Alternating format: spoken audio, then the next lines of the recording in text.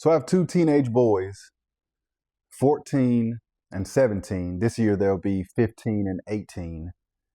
And I've been thinking about how to help them through what's called pruning. My name is Chris, this is my blog, and I talk about things that have been helpful for me, and maybe they can be helpful for you too. So pruning is a neurological process that young people go through, and what's happening is they are separating from things that's connected to their youth, and they are creating stronger connections with things and attributes that are going to be good and useful for them as they get into adulthood. And a lot of times during this process, parents think their kids are going crazy. A lot of times the kids think they're going crazy because their personality is shifting a little bit, and their habits are shifting, a bit. Things that they were interested in before, they're not interested in anymore. And they're doing a lot of searching to figure out, do I want to continue with all the things that I was taught before now? Do I want to continue with all the activities, all of my interests? Or do I want to formulate new ones? Do I want to get some more habits? And what part of my identity before now do I want to carry into, adulthood? And it's a process that can be really challenging for the relationship between parents and teens. And what I don't want to do is label it as just a phase. I don't want to think about it that way, because I think it's a way to dismiss what it is your kid is going through. They don't understand it. They don't have control over it. So they're figuring it out. And a lot of times they just kind of have to buckle up and go along for the ride. But if I take the approach that it's just a phase, whatever it is that they're going through, I can tend to ignore. And that creates a lot of space for me to have less patience and less grace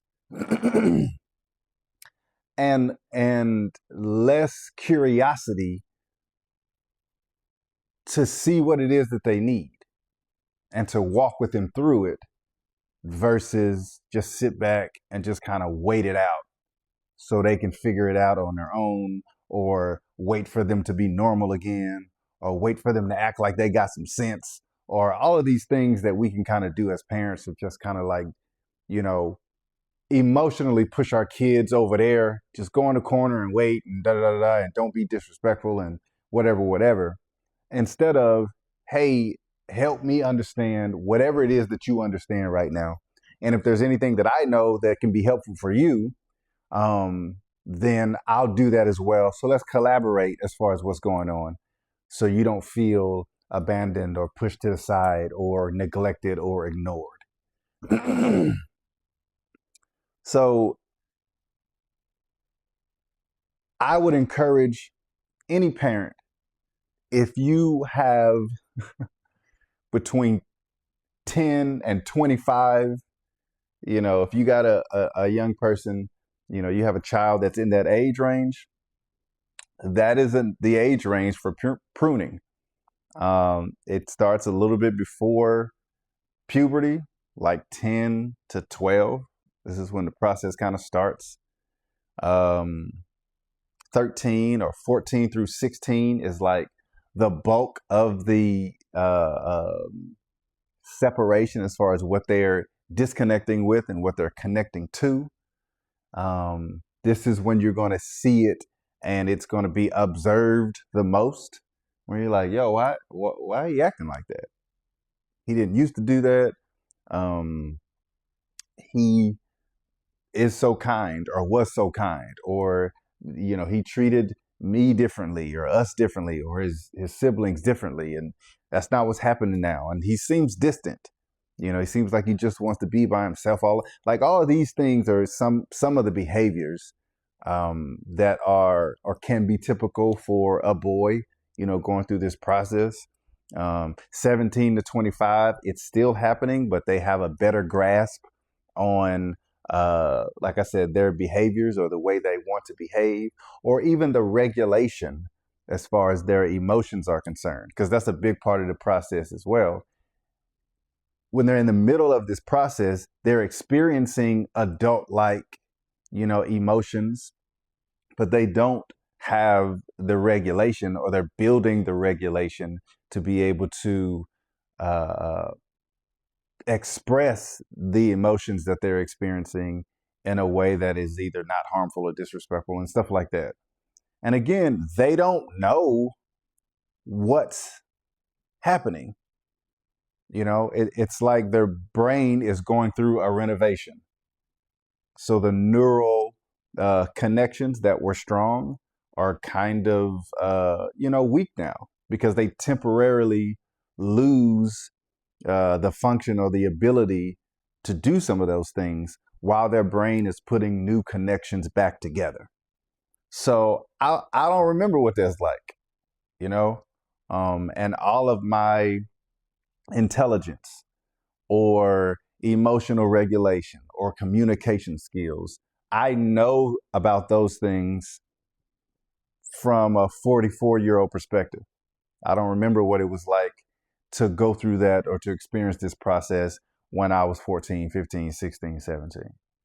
So I think that's one of the difficulties about adults connecting with teenagers is we're thinking about it from our, vantage point as an adult, and as a person who's learned all of this stuff already.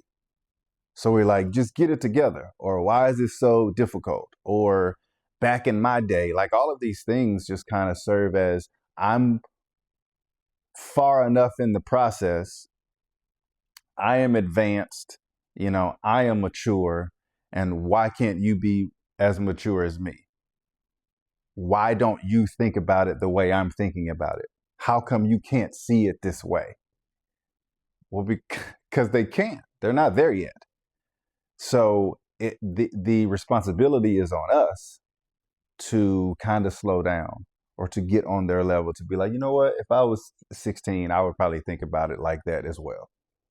I don't have a whole lot at 16, of knowledge in the world or experience to be able to see it the way a 44-year-old would see it.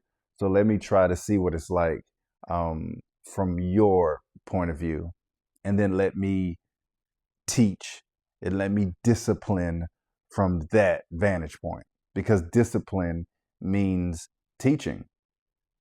So instead of, jumping quick to, consequences that they don't really understand, as far as like, I don't know what's going on, then I think a little bit more patience to continue to teach and to help them, during that process is, beneficial. So yeah, that's kind of what it's like, now, because according to research, both of my boys are in different phases, of the pruning, and they're experiencing that and processing that, differently. They're good. They're not disrespectful. They're not, wild and blah, blah, blah, blah, blah. But I can't ignore the fact that they are going through something really substantial and useful and beneficial and natural. So, like I said before, instead of dismissing what it is and just saying, all right, well, you better get it together, I can have some grace to try to walk through this, with you and learn as much as I can, so then I can, know how to interact with you, and then also give you some information if that information is useful, for you. So I don't know if you have a teen. I don't know what your experience is like with your teen, as far as what they were like, and now because they're in these age ranges of 14 to 16 and 17, how different they are. But I think it's important to have some, grace. So I'm challenging you. If you you know, if that's the age that they're in, have some grace, do a little bit of, you know, learning just to kind of understand what it could be like, and approach them from that, you know, angle. If you want to know some books that I have kind of found out about that are useful to help to understand this process, you know, let me know in the comments. Yeah, that's about it for this one. So I appreciate it, and I'll see you next time. Peace.